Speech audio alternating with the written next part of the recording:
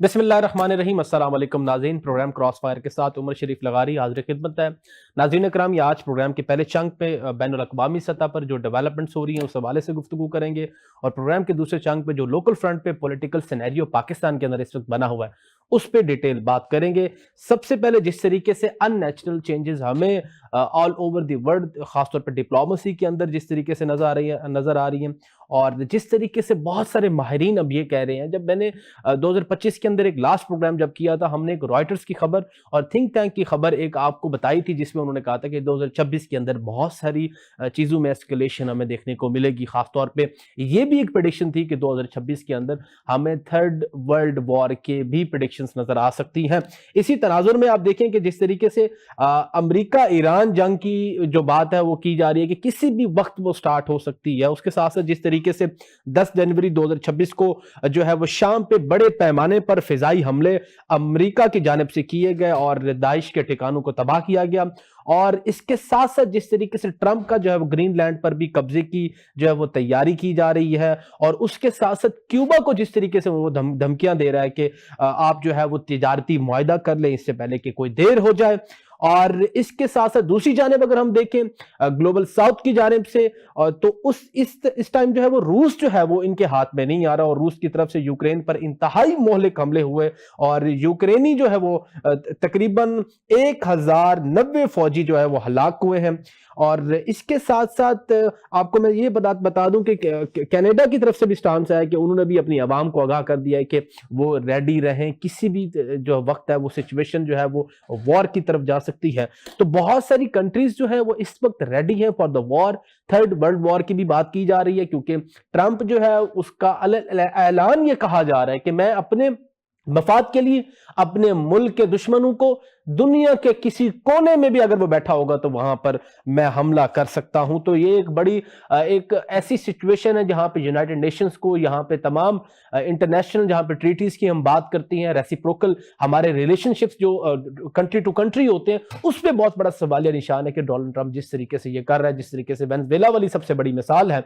और उस सिनेरियो के अंदर हमारा पाकिस्तान का एक स्टांस, जिस तरीके से सोमालीलैंड के हवाले से पाकिस्तान ने जो है वो कह दिया है कि हम उसको नहीं मानते, जिस तरीके से इजराइल ने उसको एक जो है वो टेसिट, या मैं कहूं कि अपेरेंटली उसको जो है वो कंसेंट या उसको एक्सेप्ट किया था, क्योंकि उसके इनडायरेक्टली उसके पीछे एक कॉन्स्पिरेसी है कि वो चाहते हैं कि पैलेस्टाइन को जो है वो शिफ्ट किया जाए, या पैलेस्टाइनियंस जो गाजा के अंदर मुस्लिम्स हैं उनको वहां पे जो है वो आबाद किया जाए। तो राइट नाउ ये ग्लोबल सिचुएशन है, बड़ी अलार्मिंग ग्लोबल सिचुएशन है। अपकमिंग क्या होने जा रहा है, पाकिस्तान इन तमाम डिप्लोमेसी के अंदर किस पॉइंट पे खड़ा है, क्योंकि जो मैं अगर सोमालीलैंड वाला बताऊं तो बड़ी एक खुशाइन चीज है कि पाकिस्तान प्रेशराइज नहीं हुआ, और जिस तरीके से गाजा की फोर्स के हवाले से इंटरनेशनल स्टेबलाइजेशन फोर्स की बात करूं तो उसमें भी पाकिस्तान का कोई ऐसी जो है वो कंफ्यूजन क्रिएट हुई नहीं है, और हम उसका हिस्सा बनना नहीं चाहते। लेकिन हमारे पड़ोसी ममालिक ईरान के साथ सिचुएशन अभी कोई वॉर वाली बनती है तो वो हमें क्या उसके रिपरकशंस भुगतने पड़ेंगे, ये सबसे बड़ा सवाल निशान है। इसी हवाले से आज बात करेंगे। पहले चंक में मेरे साथ रफीउल्लाह नियाजी साहब स्टूडियो में मौजूद हैं, इमरान इजाज मलिक साहब हैं और अशरफ शरीफ साहब हैं। तीनों मेहमानों को warm welcome to the program, और बड़ी एक्सपर्टीज रखते हैं तजिया के हवाले से। मैं प्रोग्राम का आगाज नियाजी साहब आपसे करूंगा। इस वक्त जो आलमी सिनेरियो बना हुआ है सर, इस हवाले से आपका क्या नुक्ता नजर है सर? अच्छा, मैं सबसे पहले लगारी साहब ये कहूंगा कि जिस तरह माडोरो निकलसन को उसको इंडाइट किया जा रहा है और जिस तरह उसको गिरफ्तार किया गया है, ये कोई बुनाना रिपब्लिक किधर है यूएनओ? ये उनकी जो सॉवरेंटी है, उनकी आजादी, उनकी फ्रीडम पे एक बहुत बड़ा हमला असाल्ट है। ये खुली नंगी जारियत है। पहले तो हम इसको कंडम करते हैं। दूसरी बात है, अगर वो ड्रग में उसकी इन्वॉल्वमेंट थी, अगर आपने उनको इंडाइट करना था, अगर उसको फ्रेम चार्ज करना था, तो फिर इंटरनेशनल कोर्ट ऑफ जस्टिस थी। आप यूएनओ के प्लेटफॉर्म पे जाते, ये कहां का असूल है? और दुनिया को देखना चाहिए, यूरोपीय दुनिया देखना चाहिए, कनाडा को देखना चाहिए, दूसरे लोगों को देखना चाहिए। कल को जिस मुल्क में जाके जारियत करेगा और उस इलेक्टेड मुल्क के बादशाह को, प्राइम मिनिस्टर को उठा के वो अपनी कोर्ट में ले आएगा, ये कहां कानून है? मुझे बताया जाए। हाँ, दूसरी बात यह है कि अगर मैं माजी में जाऊं तो ये जो वेनेजुएला के अंदर पहले भी जो इलेक्टेड जो प्राइम मिनिस्टर थे उन पे भी ये एलिगेशन लगाया, उन्होंने लोग पकड़े ड्रग वाले, ये सारी इस पे एक बहुत बड़ी इंक्वायरी हो चुकी है। ये होना इस तरह नहीं हो सकता। हम ये समझते हैं कि अगर इस तरह किया जाएगा, इसके अलावा बाद अगर ग्रीनलैंड की बारी आएगी तो यकीन अमेरिका की जो सालमियत है उसको भी खतरा होगा, खदशात लाक होंगे। हम कहां खड़े हैं? आपका एक सवाल ये भी कि पाकिस्तान कहां खड़ा है। मेरा ख्याल है पाकिस्तान को अपना जो वो एक न्यूट्रल इम्पार्शियल रोल प्ले करना चाहिए मौजूदा सिनेरियो में। तो बहुत सारी कुव्वतें जो है ना वो बिल्कुल आमने सामने आ गई, इसको इकोनॉमिक वार कहें या इसको दूसरी जंग कहें। मैं सिर्फ इतनी बात जरूर करूंगा कि अमेरिका सिर्फ ट्रंप वो सिर्फ और सिर्फ अपने इंटरेस्ट के लिए ये सारी इन्वायरमेंट ये आसार ये दूसरे मुल्क पे जारियत कर रहे, जो कि मेरा ख्याल इंटरनेशनल कवानीन के भी खिलाफ है, और तो पूरी दुनिया को इसके खिलाफ जो खड़ा होना चाहिए। और जहां तक ईरान का तल्लक है, मेरी बात सुन लें कि ईरान के अंदर ये मैं मानता हूं कि वहां पे 97.5% अहले तशीय्या वो शिया स्टेट है, मगर इसके बावजूद वहां पे अहले सुन्नत पे की मसाज जो गिराया गया माजी में आज से 30 साल 40 साल, उनको भी ऐसा नहीं करना चाहिए। वो जो 2-3% एलिमेंट्स है वो इनसे नाराज है। और देखें 1920-22 में भी इनके खिलाफ जो है लोग सड़कों पे आए तो क्या बना, फिर उन्होंने कंट्रोल कर लिया। मैं नहीं समझता कि इनकलाब जो है ना वो रिवर्स होगा, कभी नहीं होगा। हाँ, थोड़ा बहुत इसको जो है ना ये शैटर जरूर होएगा, इसका जो स्ट्रक्चर है इनको देखना चाहिए। और इनको बिल्कुल मैं समझता मौजूदा जो रजीम है पर्शिया को उसको अपने जो मजर्स है उसमें अमेंडमेंट लानी चाहिए। इमरान साहब क्या समझते हैं, खासतौर पर जिस तरीके से नियाज़ी साहब भी कह रहे थे कि EU यूरोपियन यूनियन का भी बड़ा हार्श वो स्टांस आ रहा है टुवर्ड्स ट्रंप, जो है वो ट्रंप तनाई का शिकार होते जा रहे हैं। तो जिस तरीके से वो कर रहा है, जिस तरीके से सॉवरेन स्टेट्स को एक्सप्लॉइट कर रहा है, या जिस तरीके से ये कह रहा है कि मैं अपने मफाद के लिए या अपने मुल्क के लिए किसी को भी कहीं से भी उठा लूंगा, तो क्या समझते हैं फिर ग्लोबली आप इस वक्त? देखें जी, सबसे पहली तो बात यह है कि जिस तरह अभी डिस्कशन जारी थी जी, इसमें सबसे पहली बात तो ये है कि अगर आज के दिन में हम इस चीज़ को मान लें कि इस वक्त पूरी दुनिया में हर किस्म का लॉ एंड ऑर्डर जो है वो मफलूज हो चुका है। ना UN है और ना नेटो है और ना OIC है, बदकिस्मती से। उसकी सबसे बड़ी प्रॉब्लम जो है वो अमेरिका ने उसका स्टार्ट कर दिया है। जो रशिया और यूक्रेन की जंग थी वो भी एक लिमिटेड जंग थी, और उस जंग में कुछ हद तक UN का किरदार था, कुछ हद तक नेटो था, उसका कोई अमल दखल था। उसकी वजह से रशिया उस हद तक नहीं जा रहा था जिस हद तक वो जा सकता था। अदरवाइज रशिया के लिए यूक्रेन पर कब्जे करने के लिए सिर्फ उसको 1 से 2 वीक चाहिए थे, और वो फुल फ्लैश अपनी पूरी पावर के साथ यूक्रेन पे हमला करके यूक्रेन को टेक ओवर कर सकता था। और उसके बाद अगला टारगेट उसका 1 by 1 नेटो की अदर स्टेट थी। अब प्रॉब्लम यह है कि जो काम अमेरिका ने किया उसके बाद तो आप समझ लें कि पूरी दुनिया में कोई लाइन एंड ऑर्डर बिल्कुल भी नहीं है। और दूसरी बात यह है कि देखिए अब दुनिया में जिस तरह ग्लोबलाइजेशन चेंज हो रही है, दुनिया बिल्कुल डाइवर्ट हो रही है इस वक्त। हर मुल्क, चाहे वो अमेरिका हो, चाहे यूरोप हो, चाहे रशिया हो, चाहे चाइना, इन लोगों को सबसे पहले अपने मफादात जो है वो चाहिए। वो सबसे पहले अपने मफादात देख रहे हैं और देख रहे हैं कि अगर ग्लोबलाइजेशन में किस मुल्क में किसके साथ हमारे किस तरह के रिलेशनशिप हैं, क्या हम उन लोगों को अकोमोडेट करेंगे। अकोमोडेट करने से मुराद ये है कि वो देखेंगे कि जिस मुल्क के साथ हम अपना दिफाई बजट या दिफाई चीजें प्लान कर रहे हैं उस मुल्क के पास मिनरल कितने हैं, उसके पास जखायर कितने हैं, आया कि वो मुल्क जखीर है, कल को हमें किसी जगह के ऊपर वो हमें मदद कर सकता है या नहीं मदद कर सकता। उसके बाद वो लोग डिसाइड करेंगे कि आया हमने इस मुल्क पे कुछ करना है या नहीं करना।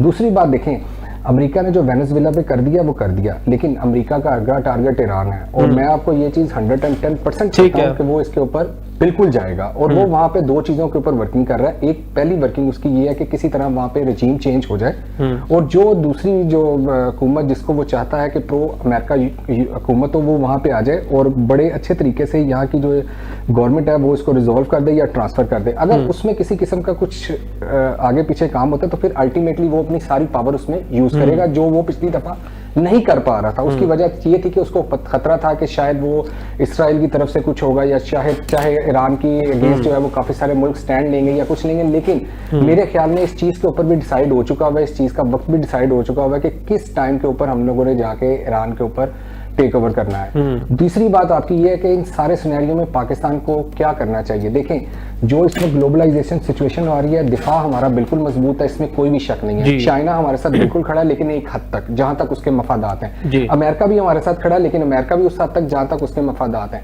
पाकिस्तान को बिल्कुल चाहिए वो एक अपनी न्यूट्रल पॉलिसी डिजाइन करे। और दूसरी बात जो सबसे जो जरूरी है, मुल्क में स्टेबिलिटी लाएं। जो इकोनॉमी के क्राइसिस हैं, जो पॉलिटिकल क्राइसिस हैं, उसको वो दूर करे, ताकि पूरी दुनिया में एक बड़ा अच्छा मैसेज है, किसी को आपके मुल्क में मुदाखलत करने के लिए भी कोई भी टूल्स इस्तेमाल ना करना पड़े। कोई भी ऐसी पार्टी ना हो जो उसके साथ मिले, या कोई भी ऐसा सिनेरियो ना हो जिसकी वजह से आपको ये खतरा हो कि शायद पाकिस्तान में डिस्टेबलाइजेशन हो रही है या हम लोग मजीद किसी मुश्किलात का शिकार होंगे। पॉइंट आ गया सर। अशरफ शरीफ साहब, सर जिस तरीके से कहा जा रहा है कि अगला टारगेट ईरान है ट्रंप की तरफ से, तो आप क्या समझते हैं कि क्या इसमें इस किस्म की आप समझते हैं कि कोई सदाकत है, और ये अगर जाते हैं कोई हमला करने ईरान को, तो किस तरीके का और किस लेवल का होगा? और उसके साथ साथ जो रिजीम चेंज वाली बात की जा रही है, तो क्या कॉन्स्पिरेसी क्या है इसके पीछे सर? बहुत शुक्रिया। इस वक्त सदर ट्रंप जो है वो उसी तरह का एक किरदार अदा कर रहे हैं कि जो जिस तरह नया ऑर्डर दुनिया में मुतारफ कराने के लिए एक ताकत इस्तेमाल करती है, माजी में भी इसी तरह से। अब उनके मुफादात जो है, उनका जो महवर है वो इक्तिसादी और माशी फवाइद है। अब दुनिया में जहाँ पे मिनरल्स है, जहाँ पे ट्रेड रूट अहम है, और जहाँ पे कोई और इक्तिसादी उन्हें फायदा मिल सकता है मुआहदों की शक्ल में, सदर ट्रंप के तवज्जो का मरकज वो सारे इलाके हैं दुनिया में। जी यही वजह है कि हम देख रहे हैं कि एक तरफ वेनेजुएला में वो गए, वहां पे उन्होंने कहा कि हम यहाँ पे चीन और ईरान का रसूख कम कर रहे, लेकिन उनकी नजर वहां के तेल पे थी। इसी तरह से सोमालीलैंड वाला मामला आया है, अगरचे उसमें अमेरिका नहीं कूदा, लेकिन उसकी जो हमसाया, मैं हमसाया शेडो की बात कर रहा हूँ, ये शेडो जो स्टेट है इजराइल, उसने सोमालीलैंड को तस्लीम किया, और इस पे फिर ओआईसी और पाकिस्तान कंसर्न जाहिर किए, और इनके जो दावा है उनको रिजेक्ट किया सरकारी सतह पे। फिर ईरान के हवाले से जो बातें सामने आ रही हैं, ये सारा कुछ दुनिया में आप समझ लें कि एक बड़े पैमाने पर गड़बड़ तो है, लेकिन चीजों को नए तरीके से कहीं ना कहीं मुनज़्ज़म करने की इसके पीछे एक कोशिश भी नजर आ रही है। और इस सारी कोशिश का जो फैसला करने वाला किरदार है वो अमेरिका ने अपने पास रखा हुआ है। दुनिया में जितने फैसले होते, इसी बात से सदर ट्रंप जहां पे चाहते हैं वो मुदाखलत करते हैं, जहां पे चाहते हैं किसी को उठा के ले आते हैं सदर का। इससे पहले दुनिया ने कभी ऐसा इस तरह की मिसाल नहीं देखी जी। तो ये मैं समझता हूँ कि दुनिया के अंदर दुनिया के अमन को बड़ा खतरा इस लिहाज से भी बढ़ गया है कि कॉन्फ्लिक्ट रेजोल्यूशन के जो इदारे हैं, यूएनओ के या आलमी अदालत इंसाफ है, ये सारे गैर मौसमी हमें दिखाई दे रहे हैं। वहां पे जो एप्लीकेशंस जाती हैं, जो केसेस जाते हैं, जो वहां पे मामला जाते हैं, वो किसी हाल की तरफ नहीं जाते, उनका हल नहीं निकलता, बल्कि एक ताखीर का शिकार वो हो जाते हैं। उसमें इस तरह की करारदादों की जुबान इस्तेमाल होती है जिसमें उस हाल की बजाय सिर्फ एक वक्ती तौर पे, अबूरी तौर पे आपको सूरत हाल का नजर आता है कि कोई रिलीफ किया जाता है, जबकि ऐसा नहीं है। तो ईरान के मामले में और सोमालीलैंड के मामले में पाकिस्तान सबसे ज्यादा कंसर्न इन मामला पे है। अगर यहाँ पे कोई मुहिम जो होती है तो इसके असरात जाहिर पाकिस्तान पे भी होंगे, खासतौर पे ईरान के हवाले से। ईरान पे पाकिस्तान पे दबाव आ सकता है किसी रूट ले के हवाले से, पाकिस्तान की फजाई हदूद इस्तेमाल करने के हवाले से, पाकिस्तान से किसी और तरह की ऑपरेशन के लिए स्पेस लेने के हवाले से। तो ये चीजें मुस्तकबिल को सामने रखते हुए अगर देखें हम और इस सिचुएशन को इसका तजिया करें, तो फिर हमें ये दिखाई देता है कि पाकिस्तान को जिस तरह से बाकी मामलात में हार्ड स्टेट का पाकिस्तान ने पॉइंट आ गया सर आपका, इस हवाले से भी पाकिस्तान को हार्ड स्टेट बनना पड़ेगा और पाकिस्तान को अपने मुद्दों को सामने रखते हुए और उस उम्मत जिसके साथ के दुनिया के अंदर मुख्तलिफ उमूर पे अपनी राय देता है, उसके मुफादात को सामने रखते हुए पाकिस्तान को मजबूती के साथ अपना मौक़िफ़ देना पड़ेगा।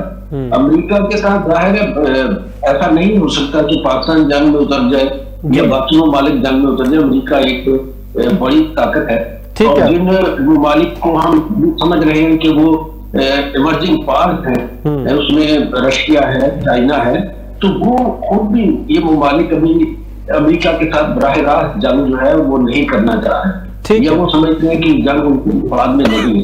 तो ऐसे सिचुएशन में जब अमेरिका को मिलिट्री से कुछ चैलेंज करने वाला मुल्क ना हो और कॉन्फ्लिक्ट रेजोल्यूशन के इदारे बेबस हो, तो फिर मुल्क के दुनिया के अंदर जो पॉइंट आ गया हो रही है सिचुएशन, इस सिचुएशन को तशवीश की नजर से देखा जाना चाहिए और बाकी दुनिया के जो ममालिक हैं। सर पॉइंट आ गया अशरफ साहब, आपका पॉइंट आ गया सर, बिल्कुल आपका पॉइंट आ गया। न्याजी साहब बड़ी कमाल की बात की है अशरफ साहब ने कि कॉन्फ्लिक्ट रेजोल्यूशन या इंटरनेशनल ट्रीटीज, जिसको ये कहा जाता है कि तमाम मुल्कों के, जिस तरीके से हम सेकेंड वर्ल्ड वॉर की बात करें तो बहुत सारी ऐसी ट्रीटीज बनी जो पीस मेकिंग के लिए ट्रीटीज बनाएंगी, अब उनकी तो वायलेशंस, खुली वायलेशंस हो रही है। माइट इज राइट वाला फिनोमेना चल रहा है पाकिस्तान के अंदर नहीं तो ऑल ओवर द वर्ल्ड मैं कह रहा हूँ। उसके अंदर आप क्या समझते हैं, जिसको पाकिस्तान को जिस तरीके से अफगानिस्तान वाला चैलेंज जो है वो हमारे सामने है, और दूसरी तरफ देखिए अमेरिका जिस तरीके से शाम तक हमले कर रहा है दाइश पर, ठीक है, तो आप क्या समझते हैं कि हमें अपने खित्ते में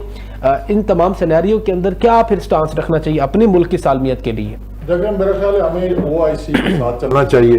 जिस तरह OIC ने सोमाली लैंड को तस्लीम नहीं किया, मुस्तरद कर दिया, तो मेरा ख्याल ये बेहतर रहेगा पाकिस्तान के लिए। अगर आप OIC से हट के आप अगर किसी के पास जाएंगे, खड़े होंगे, तो फिर उसके कॉन्सिक्वेंसेस जो है ना, मैं समझता हूँ पाकिस्तान के लिए अच्छे नहीं होंगे। दूसरी गुजारिश मेरी ये है कि देखें, ये ट्रंप को देखें, बहुत सारे मुल्क हैं, हमारे मुल्क के अंदर भी जो पॉलिटिकल हालात एस्केलेशन हुई है, बंदे भी मरे हैं, सारा कुछ हुआ है, तो क्या फिर ट्रंप इधर भी आया था या किसी और बाकी और बहुत सारे मुल्कों में जो है ना जहाँ जमहूरियत है वहाँ पे अपोजिशन एहतजाज करती है, वहाँ पे सारा कुछ होता है। क्या ट्रंप फिर ऐसे ही करेगा कि वहाँ पे जाके उस मुल्क के जो इलेक्टेड प्राइम मिनिस्टर होगा, जो सदर, उसको उठा के अपनी कोर्ट में ले आएगा और उसको कहेगा ये जनाब ड्रग ट्रैफिकिंग में इन्वॉल्व है? ऐसा नहीं हो सकता, उनका कानून ही नहीं है। अमेरिकन आप कॉन्स्टिट्यूशन पढ़ के देख लें, कहीं भी नहीं है वो डायरेक्ट उठा के लाएंगे, उसके लिए बकायदा इंटरनेशनल जो है ना और जेनेवा कन्वेंशन के मुताबिक वहां पे अदारे इंस्टीट्यूशन आप उसके थ्रू जाते वो फौरन इस्तेमाल कर सकते हैं। ठीक है, पॉइंट आ गया सर। इमरान साहब, हम खास तौर पे ये यूक्रेन और रशिया वाली जो वॉर शिद्दत इख्तियार कर गई है, आप ख़ास तौर पे ग्लोबली इसको किस तरीके से देखते हैं? ये किस तरीके के बहरान, अगर ये बढ़ती है मज़ीद, अगर ये मज़ीद बढ़ती है तो देखें यूक्रेन नेटो वाला है, ठीक है, तो क्या सफ़र करना पड़ सकता है ग्लोबल कम्युनिटी को?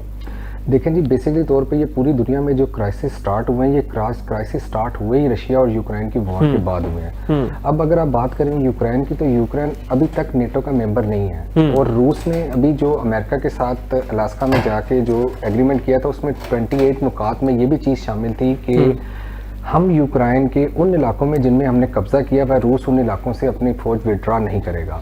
दूसरी ऑप्शन उसने दी कि अगर आप पीस एग्रीमेंट करना चाहते हैं तो आप हमें लिख के दें कि आप नेटो के अलायंस में नहीं जाएंगे। यूरोपीय यूनियन से उसको प्रॉब्लम कोई नहीं है। अब बदकिस्मती से मसला ये है कि यूक्रेन की वॉर के ऊपर एक तो यूक्रेन का बहुत ज्यादा जानी नुकसान हो चुका हुआ है, दूसरी बात यह है कि ये वॉर अब खाली यूक्रेन की नहीं रही, ये वार अब यूरोप की भी है और नेटो की भी है, क्योंकि नेटो के बहुत सारे मुल्क जैसे लैथविया, लिथुआनिया, फिनलैंड, जो दूसरी स्टेट्स हैं, वो ये समझती हैं कि शायद रूस का यूक्रेन के बाद जो अगला टारगेट है वो ये है। अब वो लोग इस वक्त जो जंग चल रही है वो ये जंग चल रही है, देखें ग्रीनलैंड का इशू आपके सामने है और यूरोपीय यूनियन बड़े अच्छे तरीके से ग्रीनलैंड को डिफेंड कर रही है जी। और उन्होंने साफ बाकायदा तौर पर ये कहा है कि अगर नेटो अलायंस से अमेरिका को जाना पड़ता है तो हमें कोई प्रॉब्लम नहीं है उसमें।